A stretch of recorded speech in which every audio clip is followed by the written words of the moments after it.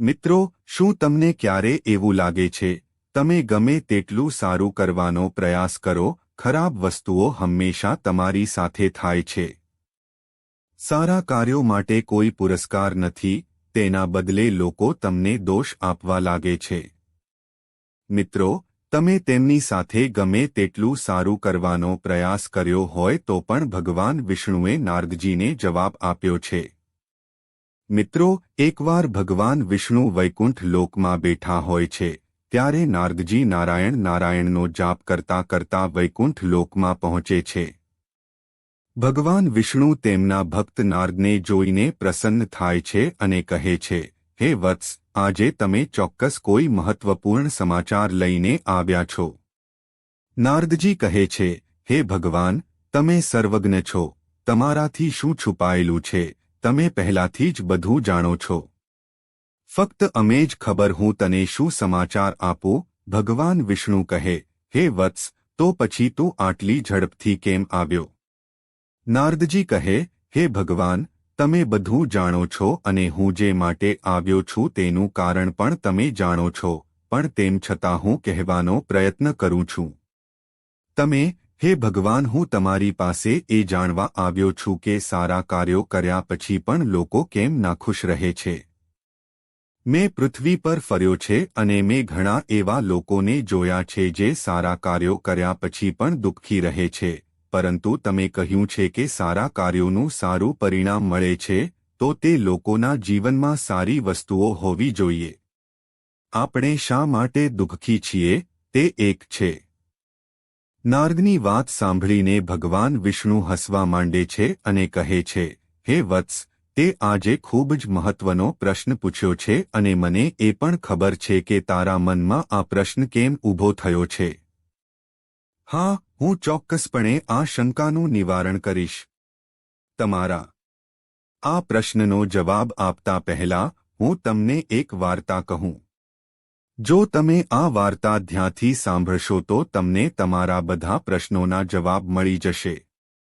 નારદજી કહે છે કે હે પ્રભુ, હું આ મહાન કથા ચોક્કસ ધ્યાનથી સાંભળીશ. મારું સૌભાગ્ય છે કે મને તમારા મુખેથી આ કથા સાંભળવા મળી રહી છે.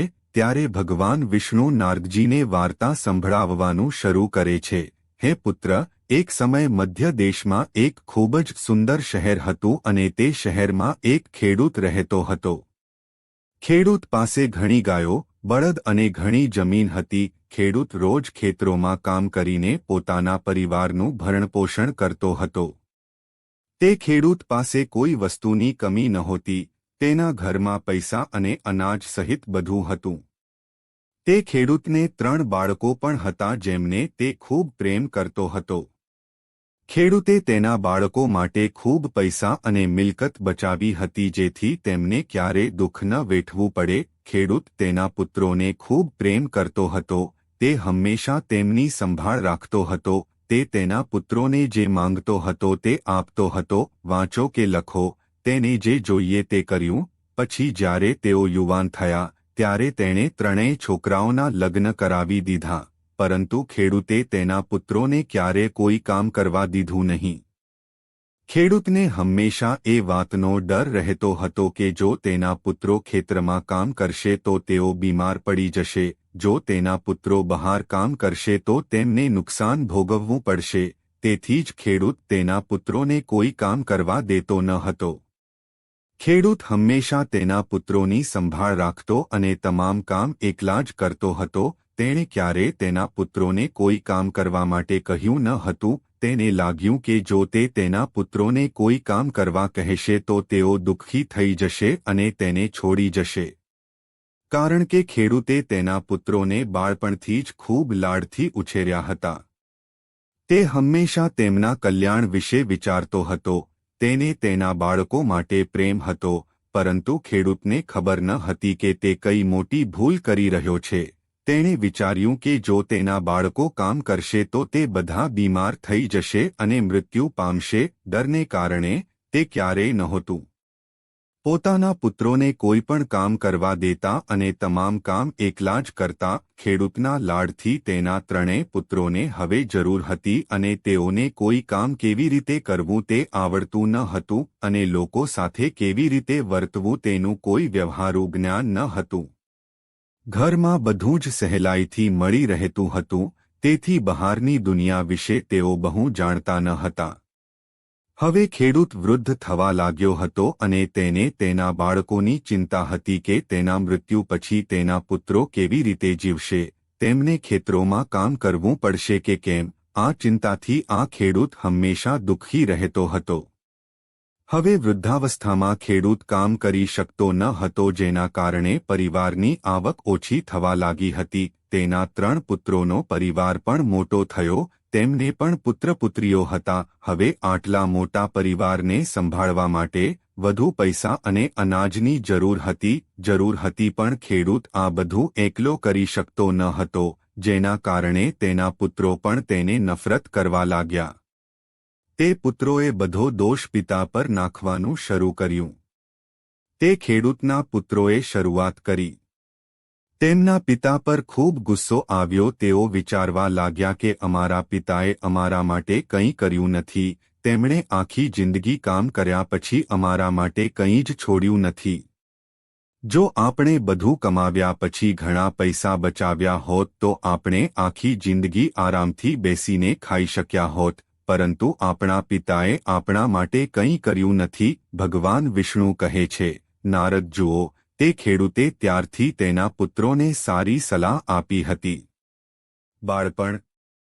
તેમણે તેમની ખૂબ કાળજી લીધી, તેમણે તેમની દરેક માંગણી પૂરી કરી, તેઓને જે જોઈતું હતું તે બધું આપ્યું. તેમણે તેમને ક્યારે કોઈ કામ કરવા ન દીધું, તેમણે બધા કામ એકલા જ કર્યા. તેમણે તેમના પુત્રોને ક્યારે દુઃખ ન થવા દીધા, તેમણે હંમેશા કરવાનો પ્રયાસ કર્યો. તેમના પુત્રો માટે સારું હતું અને ક્યારે તેમનું ખરાબ કરવાનું વિચાર્યું પણ નહોતું, પરંતુ આ બધું હોવા છતાં ખેડૂત પુત્રો તેમને ખરાબ કહેવા લાગ્યા. તેઓ બધા દોષ તેમના પિતા પર નાખવા લાગ્યા. તો મને કહો નારદ, હવે દોષ પિતાનો છે કે તેમના પુત્રોનો? નારદજી આશ્ચર્યચકિત થઈ જાય છે અને તેઓ વિચારવા લાગે છે અને કહે છે કે હે પ્રભુ, એ ખેડૂતના પુત્રોની ભૂલ છે. તેમના પિતાએ તેમના માટે ઘણું કર્યું, તેમણે તેમનું આખું જીવન તેમના માટે સમર્પિત કર્યું, તેઓને જરૂરી બધું આપ્યું, પરંતુ તેઓ તેમના પિતાનો આભાર માનવાને બદલે તેઓ પિતા પર દોષારોપણ કરે છે. ત્યારે ભગવાન વિષ્ણુ કહે, ના નારદ, એ ખેડૂત પુત્રોનો વાંક નથી. નારદજી કહે છે, તે કેવી રીતે? સાંભળો હે વત્સ, બધા પક્ષીઓ તેમના ઈંડા સુરક્ષિત માળામાં મૂકે છે, જેથી કોઈ શિકારી તેમને ખાઈ ન શકે. જ્યારે ઈંડામાંથી બાળકો બહાર આવે છે, ત્યારે પક્ષી તે નાના બાળકો માટે ખોરાક લાવે છે. તે પક્ષી ખૂબ જ મહેનત કરે છે, અહીંથી ભટકે છે અને તેની ચાંચમાં ખોરાક લાવે છે અને માળામાં બેઠેલા બાળકોના મોંમાં મૂકે છે. પરંતુ થોડા દિવસો પછી તે નાના બાળકો મોટા થવા લાગે છે અને તેમના પર બહાર આવે છે. ઉડવાની કોશિશ કરવા માંડે છે. ધીમે ધીમે બધા માળો છોડીને ઉડવા માંડે છે. પછી પક્ષી તે બાળકોને ખોરાક શોધવાનું શીખવે છે અને પછી તે બાળકો જાતે જ ઉડીને ખોરાક શોધીને ખાવાનું શરૂ કરે છે. ત્યાર પછી નારદ પક્ષી ક્યારેય તે બાળકો માટે ખોરાક લાવતું નથી. એવી જ રીતે પેલા ખેડૂતે પોતાના બાળકોનો ઉછેર કરીને તેમનું ભલું કર્યું છે, પણ તેના છોકરાઓને વિકલાંગ બનાવી દીધા છે. બાળકને 5 વર્ષ સુધી ઉછેરવા જોઈએ અને 10 વર્ષ સુધી તેની દેખભાળ કરવી જોઈએ, શિક્ષા કરવી જોઈએ. 10 વર્ષ પછી વર્ષો સુધી તેની સાથે મિત્રની જેમ વર્તવું જોઈએ અને જ્યારે તે જુવાન થાય છે ત્યારે તેને કામે લગાડવું જોઈએ. પરંતુ તે ખેડૂતે પોતાના સંતાનોને આળસુ અને નકામા બનાવી દીધા. પુત્રોનું ભલું કરવાનો વિચાર કરીને તેઓનું જીવન બરબાદ કરી નાખ્યું. આમાં બધો દોષ તે ખેડૂતનો જ જશે. ભગવાન વિષ્ણુ કહે છે કે હે નારદ, સત્કર્મ કરવું એ સારી બાબત છે. હા, પણ અંધ ન હોય તે વ્યક્તિને ટેકો આપવાની જરૂર નથી. જે લંગડો ન હોય તેને પીઠ પર લઈ જવાની શું જરૂર છે? પાણીમાં તરી શકનારને હોડીમાં બેસાડવાની શું જરૂર છે? જે પોતાના હાથે ખાઈ શકે તેને ખવડાવવાની શું જરૂર છે? જે પહેલાથી જ મજબૂત છે તેને બચાવવાનો કોઈ અર્થ નથી. પરંતુ મૂડી વ્યક્તિ સતત પોતાની મૂર્ખાઈને સારું કામ સમજવાની ભૂલ કરે છે. પૈસાદાર વ્યક્તિને દાન આપવું એ સારું કામ નથી. સારું કર્મ એ જ છે જ્યાં તેની જરૂર હોય. જો વ્યક્તિ અંધ હોય તો તેને માર્ગ પર ચાલવામાં મદદ કરે છે. ગરીબ વ્યક્તિને પૈસા અને અન્નનું દાન કરવું એ શુભ કાર્ય છે. નબળા વ્યક્તિનું રક્ષણ કરવું એ સારું કાર્ય છે. પણ પૃથ્વી પર મનુષ્ય એવા લોકોને મદદ કરે છે જેમને મદદની જરૂર નથી અને વિચારે છે કે તેણે સારું કામ કર્યું છે, તેથી જ તે હંમેશા દુઃખી રહે છે. જો કોઈ ખેડૂતે નાનપણથી જ તેના બાળકોને ખેતરમાં કામ કરાવ્યું હોય, જો તેણે તેને શીખવ્યું હોત, આમ કરો તો આજે તેના બધા પુત્રો ખેતરમાં મજૂરી કરીને પરિવારનું ધ્યાન રાખતા હશે. પરંતુ તે ખેડૂતે આવું ન કર્યું. તેને લાગ્યું કે જો તે તેના બાળકોને કોઈ કામ કરવા નહીં દે તો તે ક્યારેય તેમને કંઈ નહીં આપે. મુશ્કેલી તો વૃદ્ધાવસ્થામાં તેના પુત્રો તેને મદદ કરશે. એક મહાન પિતા તેના પિતાના વખાણ કરીને કહેશે કે અમારા પિતાએ અમને ખૂબ પ્રેમથી ઉછેર્યા છે અને અમને ક્યારેય કોઈ અભાવ નથી પડવા દીધો. જો કોઈ વ્યક્તિ અન્યની પ્રશંસા મેળવવા માટે સારા કાર્યો કરે છે, ત્યારે તેને તે સત્કર્મનું કોઈ ફળ મળતું નથી.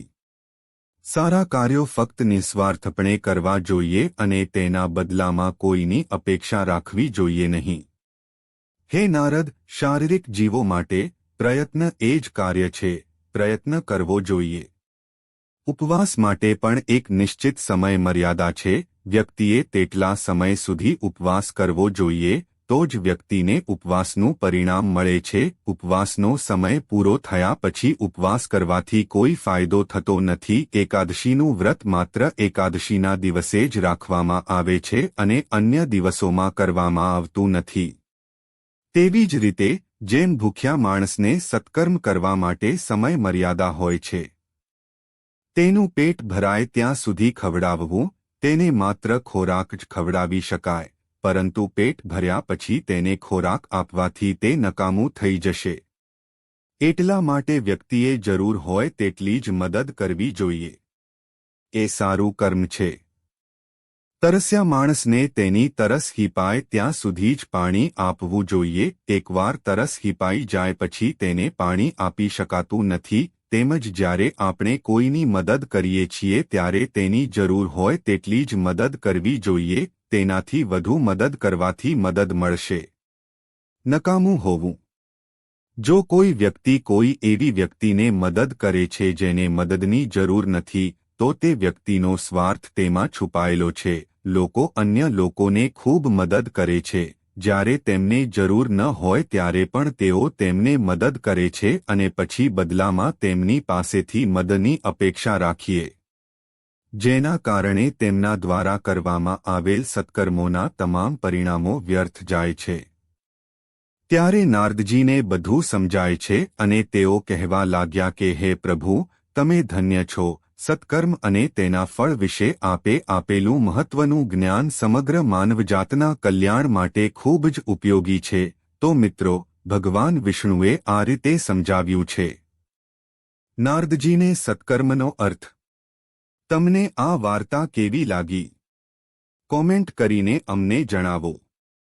જો તમને આ માહિતી પસંદ આવી હોય તો વિડિયો લાઇક કરો અને કોમેન્ટમાં જય શ્રી હરિ વિષ્ણુ લખો અને ચેનલને સબસ્ક્રાઇબ પણ કરો. આપ સૌનો આભાર. જય માતાજી.